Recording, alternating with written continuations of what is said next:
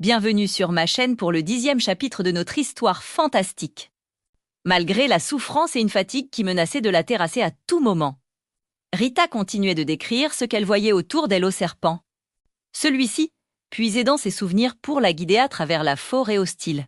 Chaque pas était une épreuve, la rapprochant un peu plus de l'épuisement total. Les crampes dans son ventre devenaient insupportables, comme des poignards qui se tordaient sans fin. Le serpent sentait les battements de cœur de Rita s'affaiblir, leur rythme devenant de plus en plus erratique et lent. Inquiet, il finit par lui demander d'une voix sifflante mais pleine d'une étrange sollicitude « Depuis quand souffres-tu ainsi ?» Rita, le souffle court, peina à répondre. « Depuis que j'ai mangé les œufs que Teresa m'a préparés. C'est comme si quelque chose me rongeait de l'intérieur, quelque chose de vivant. » Le serpent resta silencieux un instant, son corps immobile, comme s'il réfléchisse à une horrible possibilité. Puis il siffla, son ton empreint d'une horreur palpable. Ce sont des œufs maléfiques. C'est de ma faute. L'esprit maudit que j'ai libéré en entrant dans la grotte. Il a acquis des pouvoirs liés à moi, à ma nature. Teresa. Elle a dû te servir des œufs de serpent ensorcelés, ce que tu sens. Ce sont de petits serpents qui vivent dans ton ventre. Ils grandissent, et ce sont eux qui causent ces douleurs terribles. Les yeux de Rita s'écarquillèrent, un mélange de stupeur et de peur pure se peignant sur son visage. Des serpents, en elle. L'idée était si monstrueuse qu'elle lui coupa le souffle. « Y a-t-il un remède ?» demanda-t-elle, sa voix tremblante de désespoir. Le serpent reprit un peu d'assurance. « Oui. Il existe une plante, ici même dans cette forêt, qui peut te guérir. On peut aller la chercher tout de suite, mais ça prendra du temps. » Pourtant, malgré la peur et la douleur qui la dévoraient, Rita secoua la tête avec une détermination qui surprit même le serpent. Non, la priorité est d'apporter la paix aux animaux. Ils souffrent de cette tempête depuis bien trop longtemps. Décris-moi simplement cette plante. Je la chercherai plus tard, une fois que tout sera fini. Le serpent, touché par son altruisme, respecta sa décision. Il lui expliqua alors avec une précision étonnante à quoi ressemblait la fleur de Kuleva, la plante salvatrice. Poussée par une volonté de fer, Rita trouva la force de continuer, ignorant les vagues de douleur qui la submergeaient.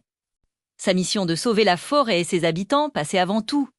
Après ce qui sembla une éternité de marche, de souffrance et de courage, ils atteignirent enfin l'entrée de la grotte. Les riz étaient lourds, chargés d'une ancienne magie. Le serpent sentit que son propre périple touchait à sa fin. Il se tourna une dernière fois vers Rita, ses yeux reptiliens brillants d'une lumière nouvelle. « Merci, Rita va grâce à toi. La forêt retrouvera la paix. Maintenant, je dois accomplir mon destin. » Avec ces mots solennels, il glissa de son poignet et se dirigea lentement vers l'obscurité de la caverne. À l'instant même où il y pénétra, un phénomène incroyable se produisit. Son corps commença à se pétrifier, sa peau écailleuse se transforme en une pierre lisse et brillante. Quelques secondes plus tard, alors que le bout de sa queue achevait sa mutation, la pluie torrentielle cessa aussi soudainement qu'elle avait commencé. Le soleil perça les nuages noirs, inondant la forêt de ses rayons chauds et bienveillants. Rita tomba à genoux, l'épuisement et l'émotion la submergeant enfin. Des larmes coulaient sur ses joues, des larmes de tristesse pour le sacrifice du serpent, mais aussi de gratitude pour son acte de bravoure et de rédemption. C'est alors qu'un renard au regard sage et bienveillant s'approcha doucement d'elle, comme pour la consoler. « Tu as fait preuve d'un grand courage, Rita », dit-il d'une voix douce et familière. « Que puis-je faire pour t'aider ?» Rita releva la tête, surprise. « Monsieur Renard, c'est toi ?»« Eh oui », répondit-il avec un petit sourire. Les larmes aux yeux, Rita lui expliqua tout, le sortilège, la douleur, et son seul espoir, la Kuleva.